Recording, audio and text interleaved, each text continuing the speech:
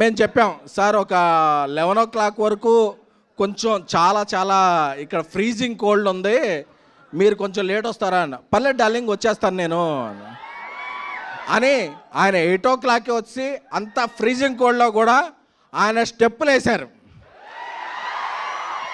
స్టెప్పులు వేస్తే మాకు అందరికీ బ్రేక్ఫాస్ట్కే డిన్నర్ చేసినంత హెవీగా పొట్ట నిండిపోయింది.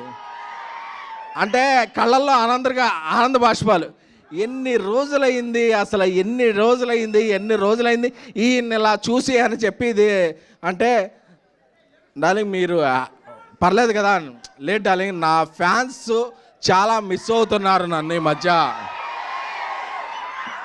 నేను ఒక ఈ రేంజ్ సినిమాలు చేయటం వల్ల, ఆ టైప్ ఆఫ్ కథలు చేయడం వల్ల నా ఫ్యాన్స్ అందరూ మిస్ అయ్యారు.